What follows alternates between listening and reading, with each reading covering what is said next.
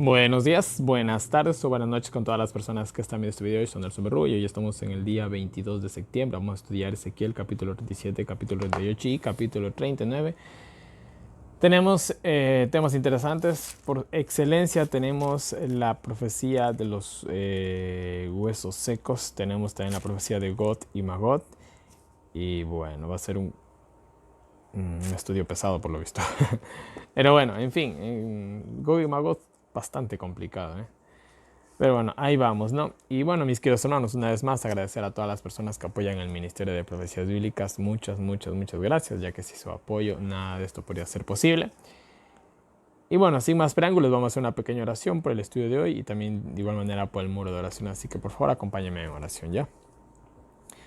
Oremos. Padre nuestro que estás en el cielo, santificado sea tu nombre. Mi Señor, gracias por un día más de vida. Una vez más, mi Señor, estamos aquí ante tu presencia para darte las gracias, mi Señor, por todas las misericordias que haces con nosotros día tras día. Mi Señor, no sean mis palabras, sino las tuyas a través de mí.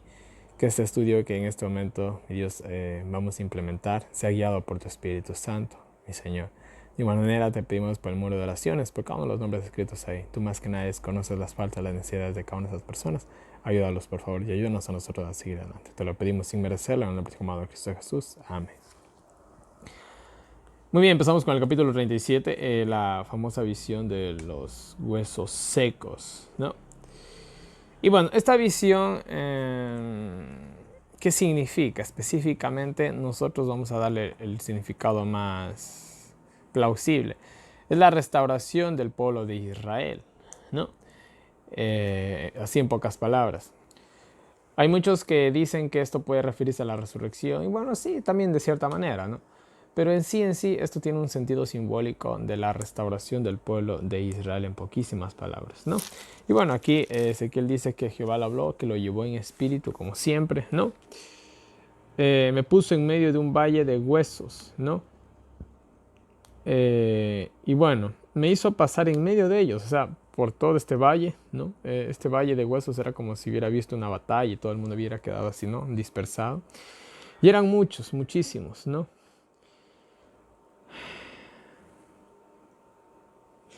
Ya, entonces miren,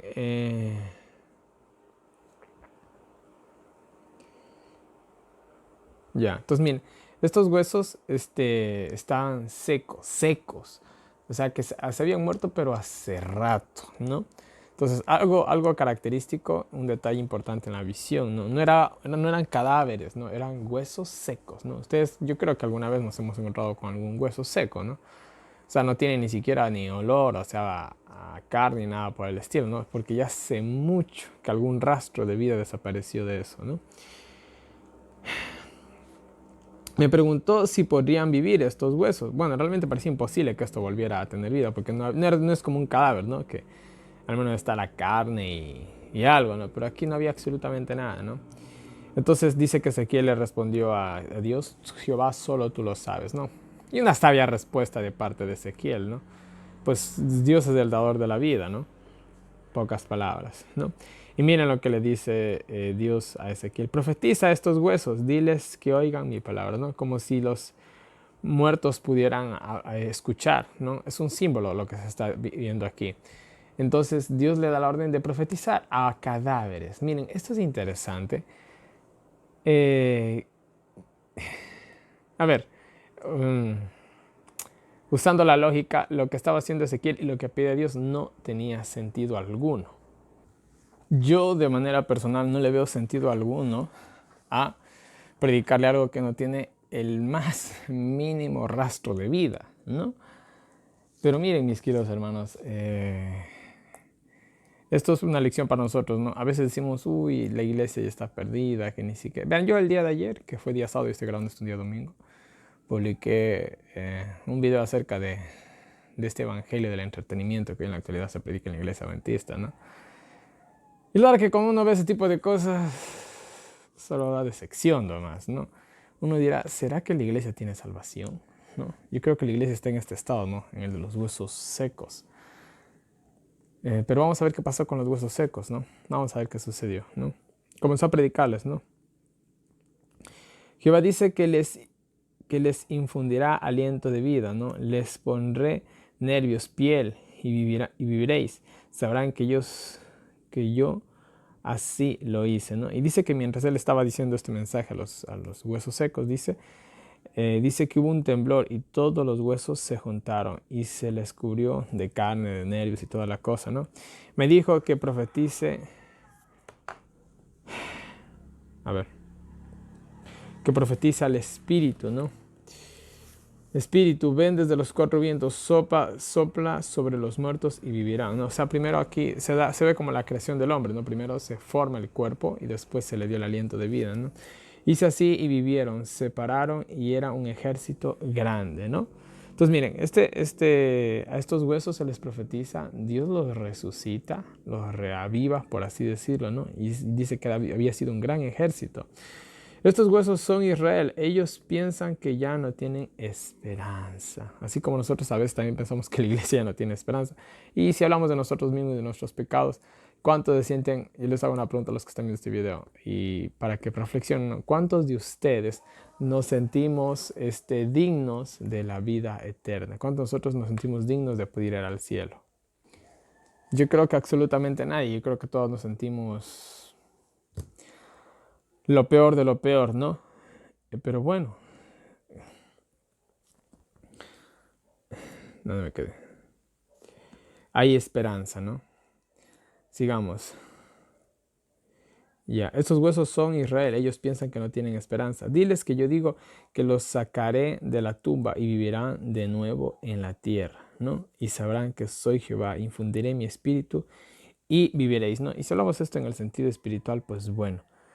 Esto nos recuerda también mucho a la lluvia tardía, ¿no? Hoy en la actualidad, la verdad, el adventismo de manera oficial por nuestros líderes parece estar muerto. Totalmente es un cadáver.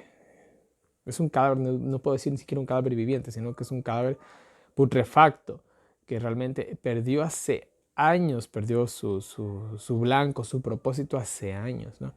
Cada evento, cada reunión que se hacen no tienen sentido, no tienen más que el sentido de entretener y de ser un club. O sea, su misión no la conocen. Las nuevas generaciones no tienen ni idea de lo que es ser un adventista en la realidad, ¿no? Pero bueno, sigamos.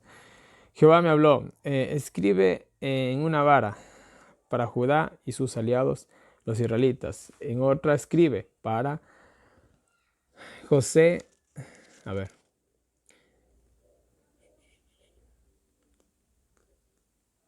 Ya en otra rama tenía que escribir, ¿no? José, ¿no? Vara de Efraín, ¿no? Para y sus aliados, perdón. José, vara de Efraín y sus aliados. O sea, dos ramas, ¿no? Ponen pocas palabras el reino del norte y el reino del sur. Júntalos porque serán un solo en tu mano. Y cuando te pregunten por eso, o sea, el significado de eso, ¿no? De tener esas dos varas, Jehová dice que los hará uno solo, ¿no? También aquí miren, primero que nada, la promesa de volverlos a la vida, de restaurarlos en el sentido espiritual. Aquí también en el sentido vuelta de unificar tanto el reino del norte como el reino del sur. Aquí podríamos, si llevamos un simbolismo moderno en la actualidad, podríamos decir tanto juntar a los adventistas oficiales como a los que hoy en la actualidad han sido expulsados de diferentes iglesias, ¿no? Y bueno, eso prácticamente es el simbolismo que prosigue, ¿no? de la visión de los huesos secos. O sea, todo esto es una imagen de restauración que también vamos a ver eso en los capítulos 40 y 41 del día de mañana, ¿no? Sigamos. Jehová dice que los hará uno solo, ya. Sosténlas en tu mano para que todos lo vean. Jehová dice, recogeré a la casa esparcida de Israel y serán un solo reino con un solo rey. Acuérdense que en estos momentos Israel ya es cautivo, ¿no? O sea, hace rato que los pobres están en la esclavitud y hace rato que están en Babilonia, ¿no? No caerán más en la idolatría, los purificaré y serán mi pueblo. David será su rey, tendrán un pastor y guardarán mis ordenanzas y las pondrán por obra. Habitarán en Canaán para siempre. Haré pacto de paz con ellos, pondré mi santuario en medio de ellos. Seré su Dios y ellos mi pueblo. El mundo sabrá que soy Jehová, quien santificó a mi pueblo, ¿no? Simplemente una promesa de restauración. Acuérdense que la idea de Dios cuando llevó al pueblo de Israel al exilio era restaurarlos, era traerlos, ¿no? Pero que ellos también les sean fieles a Él, ¿no? Entonces aquí tenemos, miren, tanto el símbolo de esto de la nación de Israel muerta la vuelve a la vida. Si nosotros esto lo llevamos hoy en la actualidad, lo mismo, el mundo cristiano está muerto. O sea, hace años, de manera oficial, perdieron su sentido. Hoy en la actualidad, lo único que se mantiene al mundo cristiano vivo son esos pequeños grupos de personas que por ahí se dedican a predicar la verdad, a los cuales se les pone la etiqueta de disidentes, lo cual es todo lo contrario, son los únicos que la están defendiendo. Los disidentes son aquellos que han abandonado la fe y simplemente se concentran en programas y excusas y, bueno, cosas de hombres simplemente.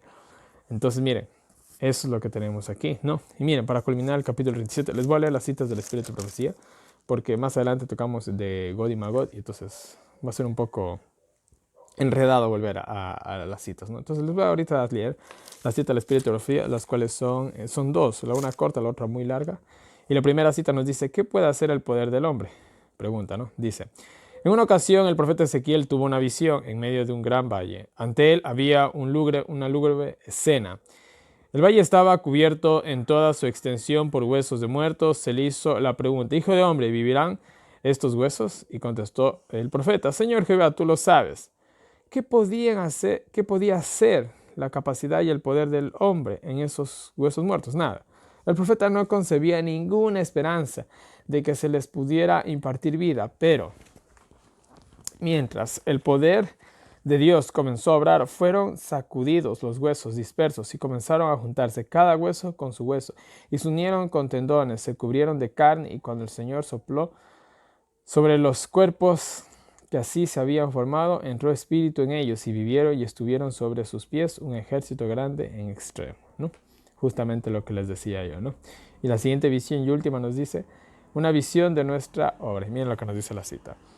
Las almas de quienes deseamos salvar son como la representación de Ezequiel vio, en visión. Un valle de huesos secos. Están muertos en delitos y pecados. Ahí nos involucramos todos, específicamente yo. Todos estamos muertos en el pecado. Pero Dios quiere que tratemos con ellos como si estuvieran vivos. Miren, interesante. Me gusta esta parte. Dios quiere que tratemos con ellos si estuviéramos vivos. O sea, parecen casos perdidos, ¿no? Pero no lo son, en pocas palabras.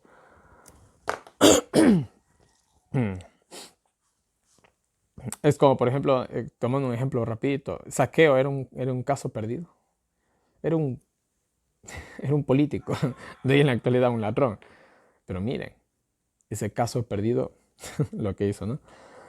Si se nos hiciera la pregunta, Hijo de hombre, ¿vivirán estos huesos? Nuestra respuesta sería solo una confesión de ignorancia. Oh Señor, tú lo sabes. Según todas las apariencias, no hay nada que nos induzca a esperar su restauración. O sea, Ezequiel, bueno, al fin y al cabo también dijo, quién sabe, solo lo sabes tú. Pues para mí como que no, como que también hubiera querido decir Ezequiel eso, ¿no? Sin embargo, la palabra profética debe ser pronunciada aún en aquellos que son como los huesos secos del valle. No debemos abandonar de ninguna manera el cumplimiento de nuestra comisión debido a la indiferencia, la apatía, la falta de percepción espiritual de aquellos a quienes debe predicarse la palabra de Dios. Yo digo de igual manera para la iglesia, ¿no? Hay muchos que se indignan, ¿no? Porque uno dice las cosas de verdad y no lo tratan a uno muy bien, sinceramente, ¿no? No perdamos la fe, no perdamos la esperanza, mis queridos hermanos, ¿no? Puede resultar un milagro de ahí, ¿no? Debemos predicar la palabra de vida a aquellos que quizás nos parezca que no tienen ninguna esperanza, como si estuvieran en sus tumbas. O sea, a esos casos perdidos que nosotros vemos, ahí también podemos predicarles, tenemos que predicarles, ¿no? Aunque quizá parezca que no están dispuestos a escuchar o a recibir la luz de la verdad, debemos hacer nuestra parte, sin preguntas ni vacilaciones. Debemos darle repetidas veces el mensaje. Despiértate tú que duermes y levántate de los muertos y te alumbrará Cristo. No es el agente humano el que inspira vida. El Señor Dios de Israel hará esa parte avivando la actividad en la naturaleza espiritual muerta, ¿no? Y miren, yo de manera personal soy una persona muy indiferente. Yo les digo así, en serio. Entonces yo cuando veo que no hay chance, no hay nada ahí. Yo renuncio, sinceramente. Yo renuncio. Yo soy de las personas que nunca se rinden, pero yo cuando veo que no hay nada por qué luchar ahí, yo cojo y me abro, sinceramente. Tiro totalmente la toalla. Entonces eso no es tan bueno, verán, sinceramente, ¿no? El aliento del Señor de los ejércitos debe entrar en los cuerpos muertos, en el juicio. En el juicio, cuando se descubran todos los secretos, se sabrá que la voz de Dios habló mediante el agente humano, despertó la conciencia aletargada, conmovió las facultades muertas e impulsó a los pecadores al arrepentimiento, la constricción y al abandono de los pecados. Entonces se verá claramente que, mediante el agente humano, se impartió al alma fe en Cristo, y que desde el cielo se impartió vida espiritual al que estaba muerto en delitos y pecados y fue vivificado con vida espiritual, ¿no? Bueno, algún día se verán esas escenas, ¿no? De cuántas veces nos hablaron. Por esta comparación de los huesos secos no solo se aplica al mundo, sino también a los que han sido bendecidos con gran luz. Miren, pero esta comparación de los huesos secos no se aplica solamente al mundo, sino también a los que han sido bendecidos con gran luz, o sea, tú y yo. Pues estos también son como los esqueletos del valle. Tienen la forma de hombre, la estructura de cuerpo, pero no tienen vida espiritual. Sin embargo, en la parábola, los huesos secos no quedan solamente unidos con la apariencia de hombres, pues no es suficiente que haya simetría entre los miembros y organismos enteros. El aliento de vida debe edificar los cuerpos para que pueda levantarse y entrar en actividad. O sea, nosotros, los mal llamados o bien llamados cristianos, somos cadáveres, ¿no? Con tejidos y todo, pero muertos, ¿no? Esos huesos representan la casa de Israel, la iglesia de Dios, nosotros, y la esperanza de la iglesia de la influencia vivificante del Espíritu Santo en el tiempo del fin. El Señor tiene que impartir su aliento a los huesos secos para que puedan vivir. El Espíritu de Dios con su poder vivificante debe estar en cada agente humano para que pueda entrar en acción cada músculo y tendón espiritual. Sin el Espíritu Santo, sin el aliento de Dios, hay embotamiento de conciencia, pérdida de vida espiritual. Muchos que carecen de vida espiritual tienen sus nombres en los registros de la iglesia, pero no están escritos en el libro de la vida del Cordero. Pueden estar acoplados a la iglesia, miren, pueden estar acoplados a la iglesia, pero no están unidos con el Señor. Pueden ser diligentes en el cumplimiento de determinados deberes y programas de iglesia y pueden ser considerados como seres vivientes, pero muchos están entre los que tienen nombres de que viven y están muertos. Y esto yo creo que es la mayoría, no solamente del adventismo, sino del mundo cristiano. Es que es pastor, es el anciano de iglesia, cumple cada uno de los programas de iglesia, pero espiritualmente, discúlpeme, no saben dónde están parados, ¿no? Mis queridos hermanos, para mí es tan increíble. Solamente voy a hablar de mi territorio, de lo que está pasando en Sudamérica.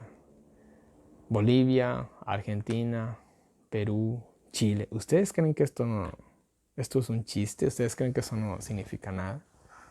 Se está preparando algo bien grande. Y no va a ser de la noche a la mañana. Bueno, comenzó de la noche a la mañana. ¿Qué va a pasar en 2020?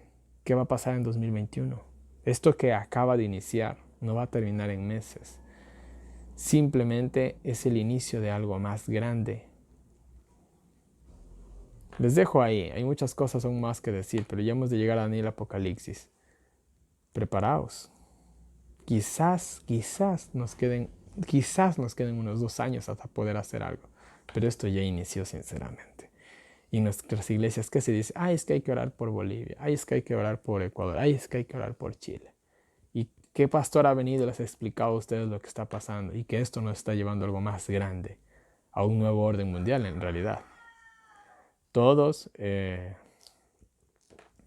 estos gobiernos populistas van a desaparecer y va a venir un nuevo gobierno.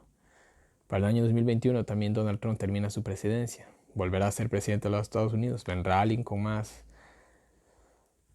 afán de hacer las cosas junto con el papado. ¿Qué es lo que va a pasar?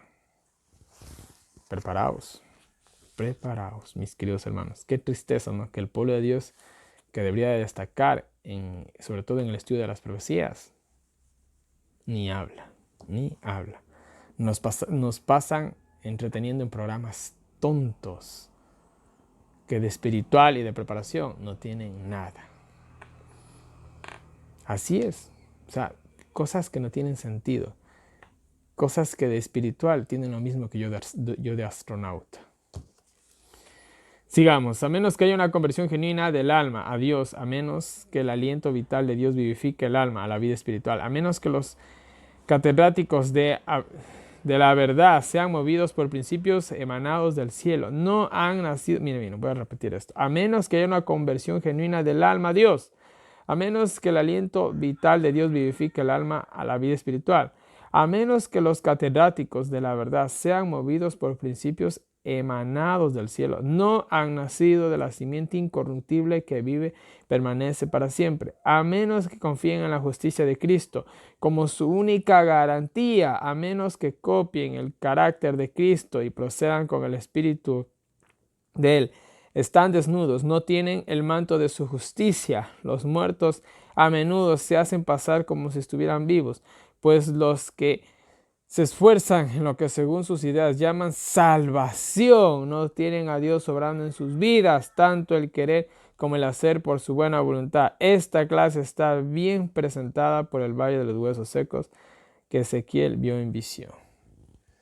Verán, yo ayer cuando publiqué este video debatí con una persona específicamente, conquistador, ¿no?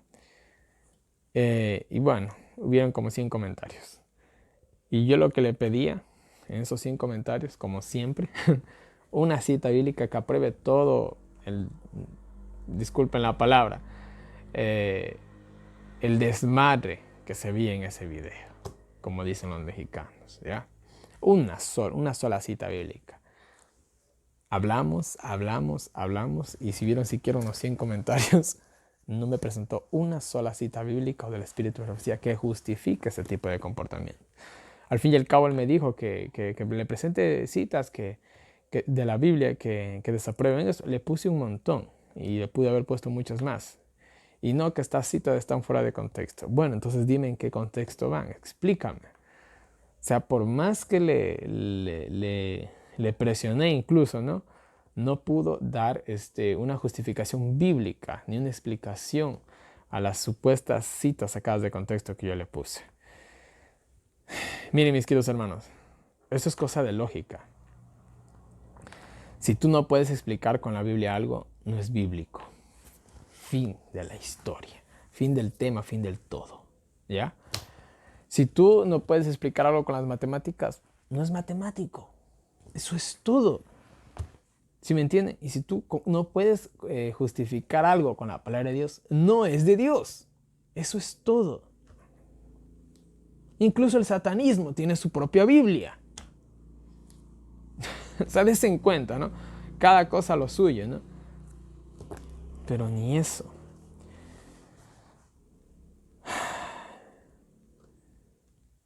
Llevamos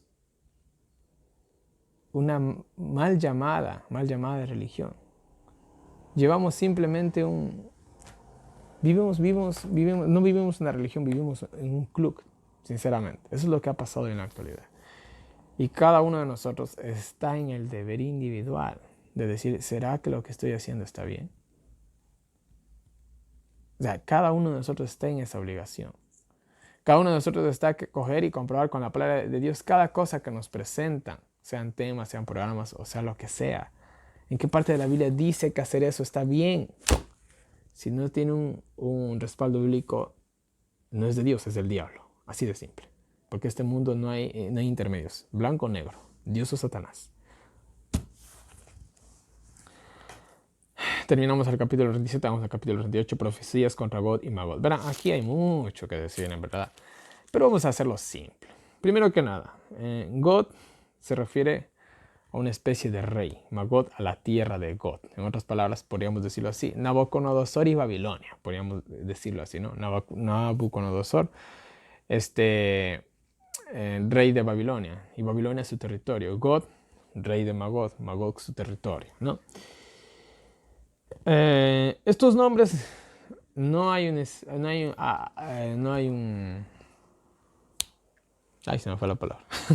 No hay un significado específico para estos nombres. No se sabe realmente qué quieren decir God y Magog.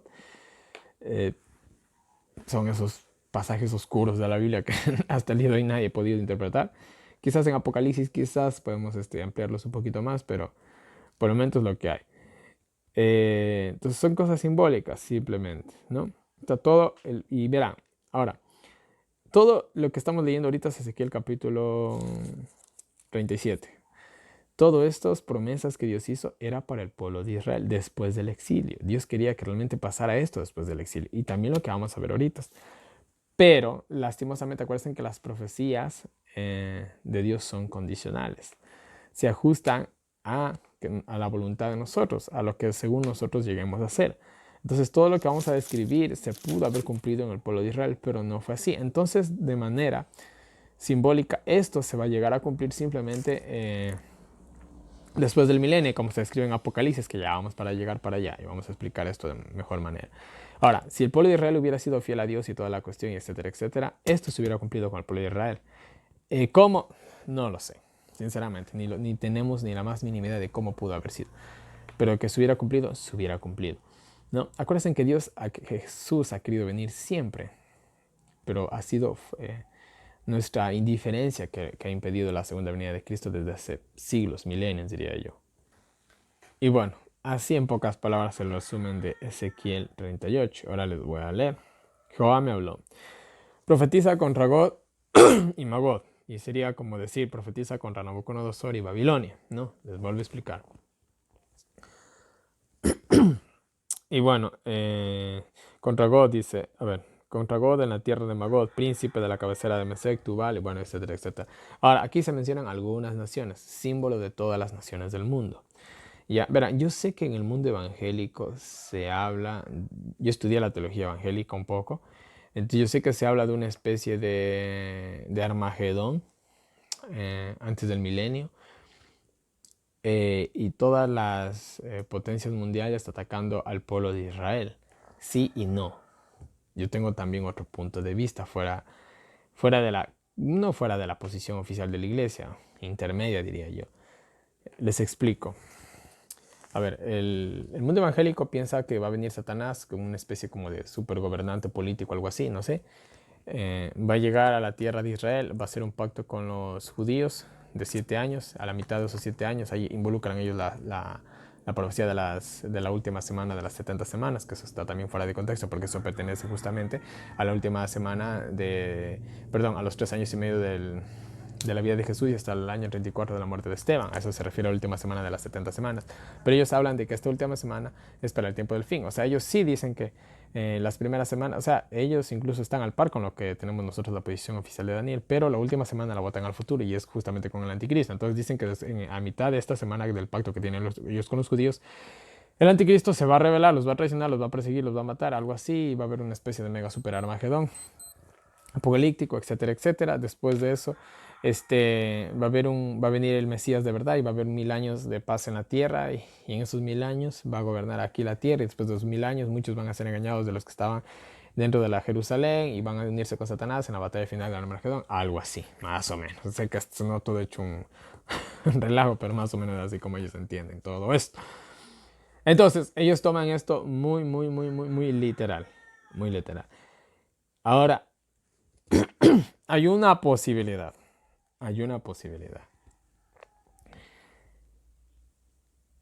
Pero esto lo vamos a estudiar bien en Apocalipsis, pero les digo así de manera parcial. Hay una posibilidad de que realmente, hay una posibilidad, no estoy diciendo que esto va a ser así, de que el papado establezca su centro de mando en Jerusalén. Es muy posible, es muy posible.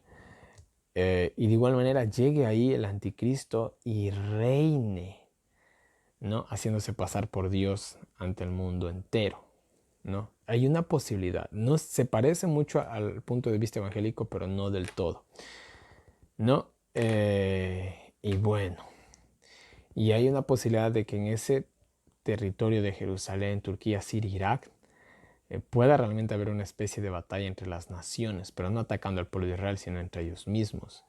Hay una posibilidad de que pase eso, pero más específicamente y más seguro es que todo esto sea simbólico. Ya lo hemos de estudiar cuando llegamos a Apocalipsis, ¿no? Entonces, pero esto de aquí que vemos ahorita, esto se lleva después del milenio, así que no tiene nada que ver con el Armagedón. Les explico, el Armagedón que se ve en Apocalipsis capítulo 16 es antes del milenio. Y la batalla de Gog y Magog, que también se habla en Apocalipsis, es después del milenio. Entonces, esto que vamos ahorita a estudiar, el capítulo 38 y capítulo 39, no es antes del milenio, es después del milenio. Así que no tiene cabida a un cumplimiento literal, sino espiritual. Simplemente, que se pudo haber cumplido con el pueblo de Israel, se pudo haber cumplido, pero el pueblo de Israel nunca alcanzó la norma que Dios quiso, así que se quedó ahí y se votó simplemente para el pueblo de Israel espiritual, el cual Pablo dice que somos nosotros, y más específicamente capítulo 38 y capítulo 39 de Ezequiel se vota después, o se va a cumplir, mejor dicho, después del milenio. Quedémonos ahí para que no se les haga tan difícil entender esto. ¿Ya? Es simple, ¿no? Trato de exponerlo simple. Sé que al principio se enredaron un poco, pero ahorita se los pongo simple, ¿ya? Jehová es contra ti, God.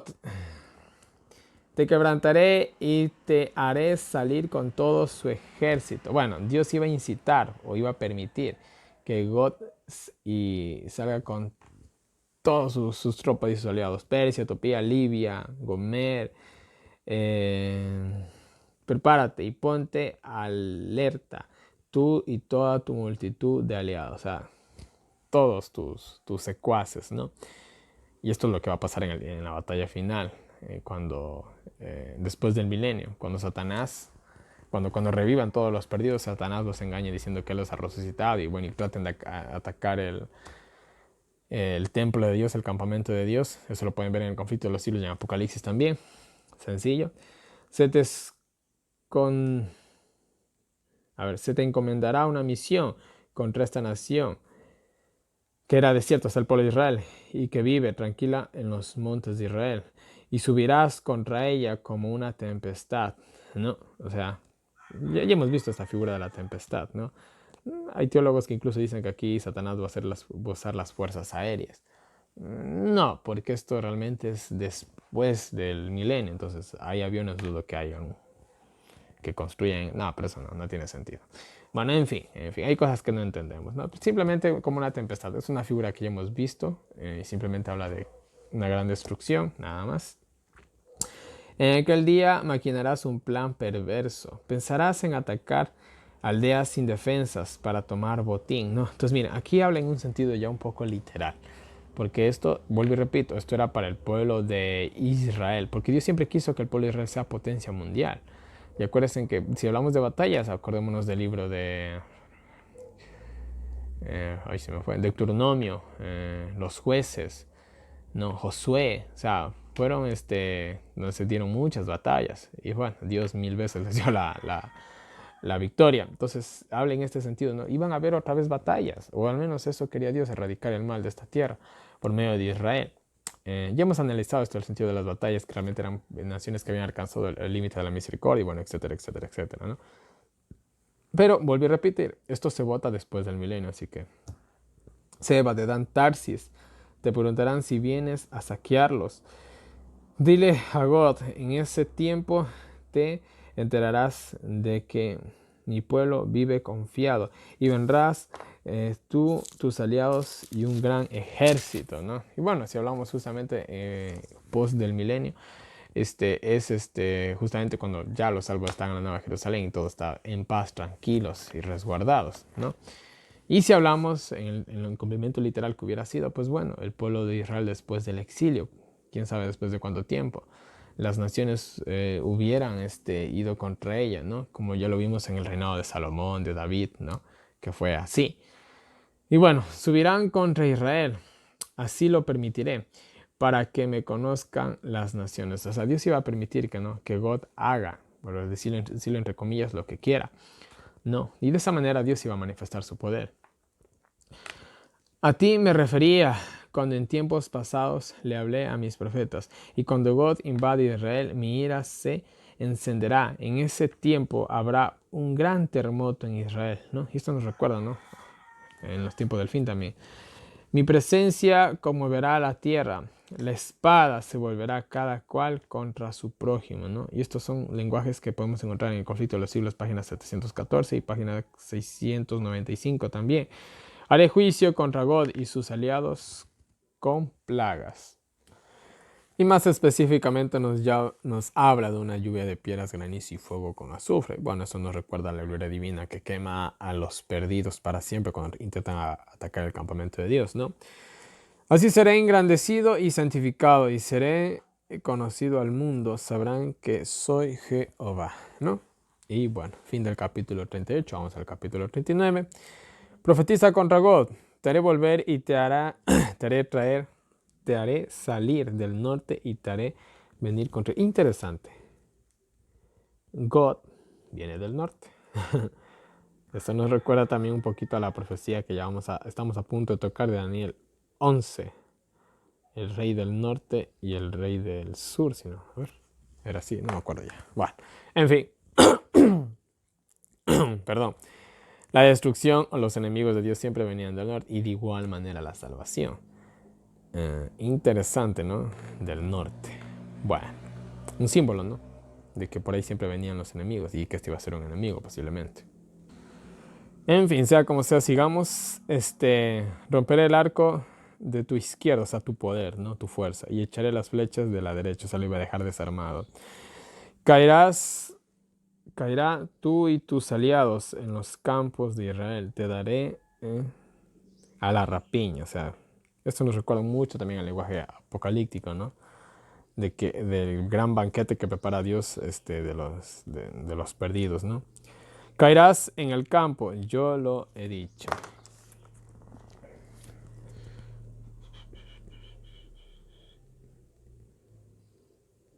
¿Qué dice? Enviaré fuego a Magog, ¿no? Y las ciudades costeras. Manifestaré mi nombre en Israel. Nunca más será profanado. Sabrán que soy Jehová, ¿no? Bueno. Este es el día del que había hablado yo. Se está cumpliendo. Los de Israel saldrán y prenderán fuego a sus armas. Ya, y la leña iba a ser tanto, ¿no? Que iba a durar 7 años ese fuego.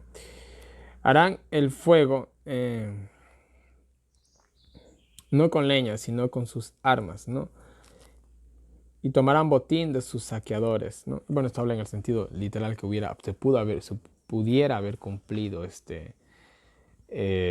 esta profecía, hubiera sido fiel a Dios, pero como no fue así, se cumplirá en el sentido de que Dios dice que saldremos en Isaías más específicamente 66, que saldremos y veremos los cadáveres, ¿no? Se cumple en ese sentido, ¿no?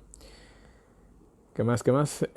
Haré una tumba para God en Israel. Bueno, y realmente si nosotros analizamos, los perdidos al fin y al cabo mueren, ¿no? Alrededor de la Nueva Jerusalén. Israel se tardará 7 meses, dice, para enterrarlos. Todo el pueblo lo enterrará, será un día memorable. Bueno, esto de 7 años, 7 meses, habla en un sentido de perfección, ¿no? Que realmente van a quedar sepultados para siempre, ¿no? Y de igual manera que van a ser consumidos perfectamente. Eso es a lo que se refiere aquí, es el número 7, no es un número literal, sino simbólico de perfección, de que iban a quedar totalmente exterminados, podríamos decirlo mejor. Al fin de los 7 meses pagarán a hombres para que se encarguen de que no quede ni un muerto. Si encontraren algún hueso, pondrán señal para que lo entierren los sepultureros. Allí habrá una ciudad llamada el ejército, ¿no? Y bueno, iba simplemente a desaparecer, no iba a quedar ni un hueso. Volví a repetir, es un símbolo de una destrucción perfecta, ¿no? Bueno, aquí se habla de una ciudad, obviamente se refiere a este lugar donde iban a aparecer ellos, ¿no? Dile a todas las aves que se junten para un gran banquete. Comeréis carne de reyes y poderosos, de todo animal engordado también. Comeréis hasta hastiarse y beber sangre hasta embriagarse. Se hartarán de la carne del ejército que les voy a ofrecer. Un símbolo, ¿no? Así manifestaré mi gloria a las naciones, todas verán mi juicio. A partir de ese día, la casa de Israel sabrá que soy su Dios. Y sabrán las naciones que Israel fue llevada cautiva por su pecado. Los traté como se merecían, según su pecado. Jehová dice que ahora volverá a Israel y le tendré misericordia. Y cuando habiten tranquilos, olvidarán todas sus vergüenzas, a todas las veces que le fueron infieles a Dios. Cuando los recoja de su cautividad, manifestaré en ellos mi santidad ante el mundo.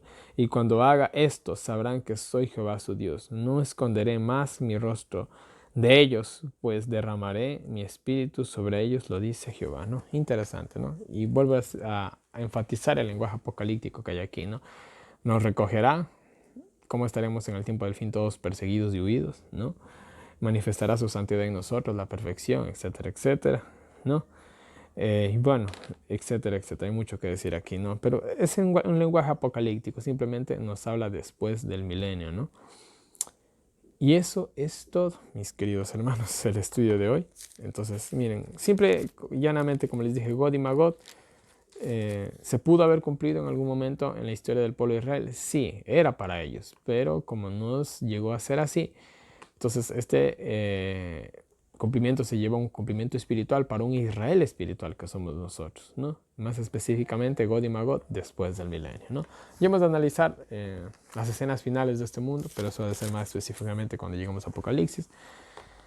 Pero, en fin, y bueno, mis queridos hermanos, una vez más en pantalla tienen toda mi información de contacto para todas las personas que me quieran agregar algo WhatsApp para recibir los enlaces del año Yuli, los sellos del año Yuli, con preguntas, sugerencias, correcciones, cualquier cosita, háganme llegar por ahí. Si quieren pertenecer a un grupo de estudio, de igual manera, avísenme para agregarles.